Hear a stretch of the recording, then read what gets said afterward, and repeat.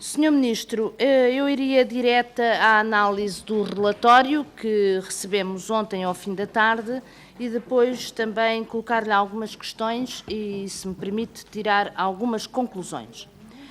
O relatório constata a evidência da necessidade do conhecimento por parte dos cidadãos do número de eleitor e do local para o exercício do direito de voto.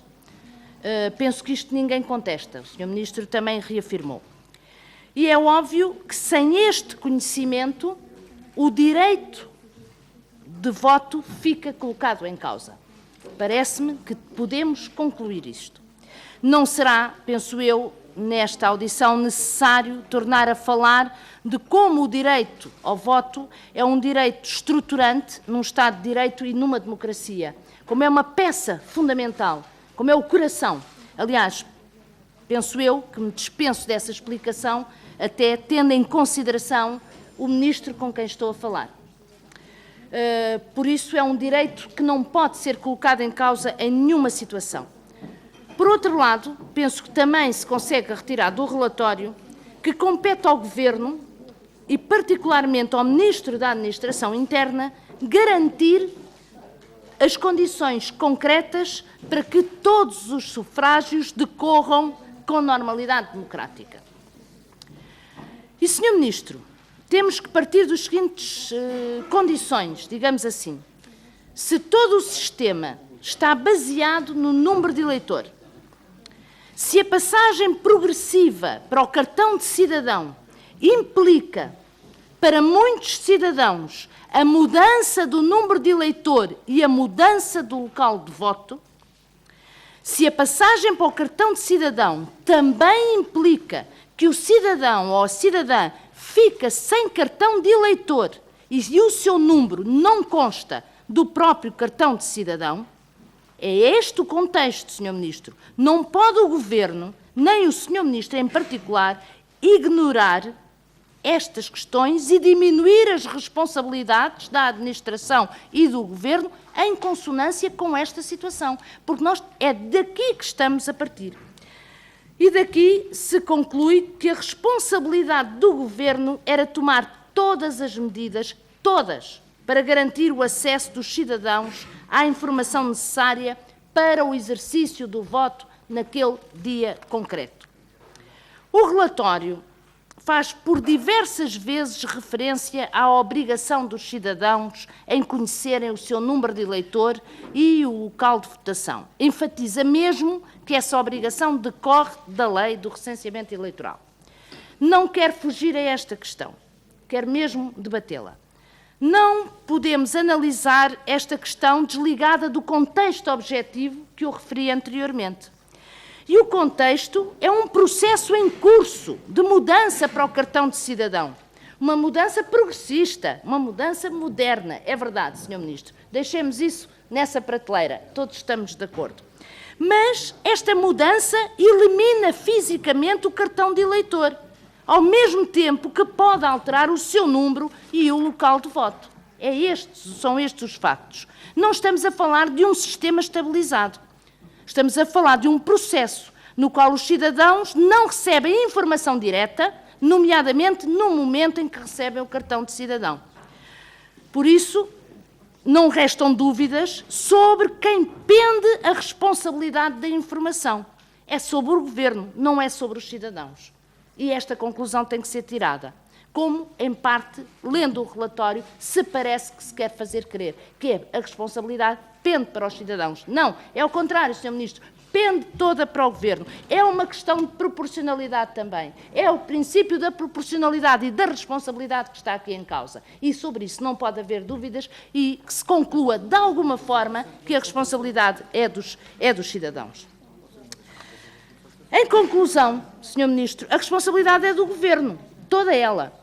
Não acautelou a necessidade de reforçar a informação, na mesma medida em que aumenta o número de cidadãos com o novo cartão de cidadão, com o novo cartão.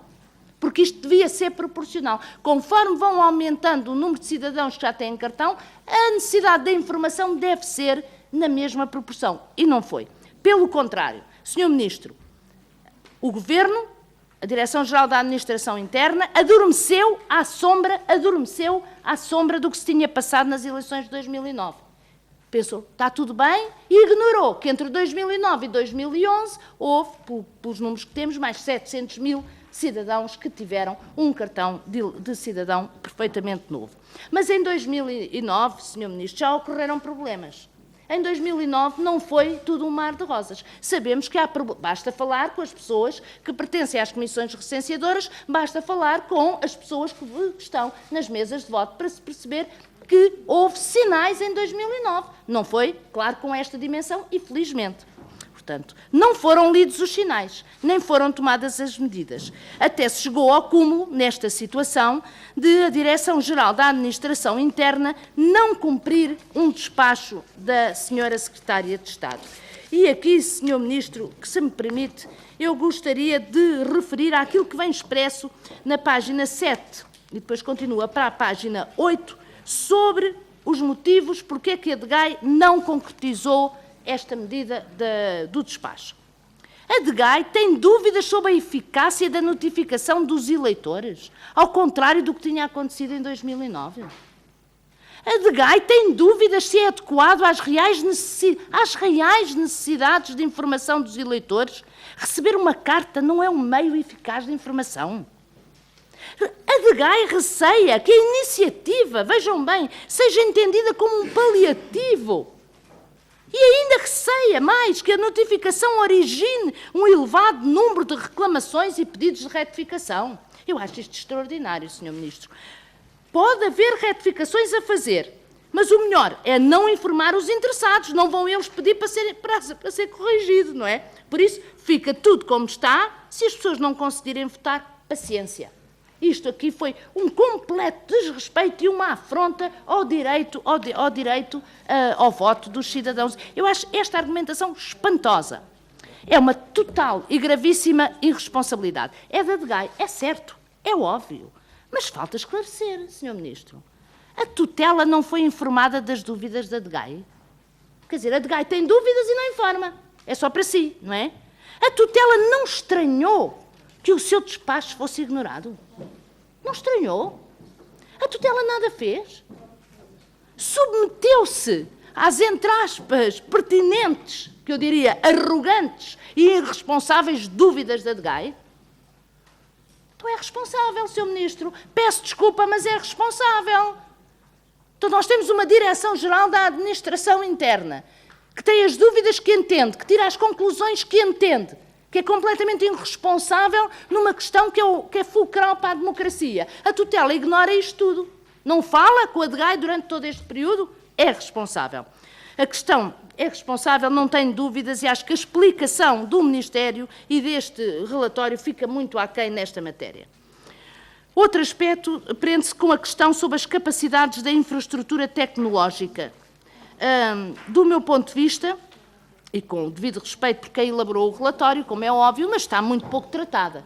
Esperava-se muito mais do relatório. Bom, eu bem percebo que que o relatório, que o estudo vai durar 10 semanas, salvo erro, é esse o prazo previsto. Esperemos que também ao fim dessas 10 semanas se possa perceber, porque a questão das capacidades da infraestrutura tecnológica, portanto, no fundo, em linguagem da base de dados, dos acessos, de como é uma questão também fundamental. Temos que perceber isso. Aliás, uma base de dados, como sabemos, já levantou muitos problemas, também no passado. E acho que compete também à Assembleia da República acompanhar tudo isto. Está pouco tratado e de uma forma pouco profunda. O Sr. Ministro diz que foi reforçado em 50%. Bom, eu diria que se não tivesse sido, meu Deus, o que é que tinha acontecido? Quer dizer, teria sido, em vez de ser à 1h, teria sido logo após a abertura das urnas. Portanto, acho que esta questão precisa de de maior aprofundamento.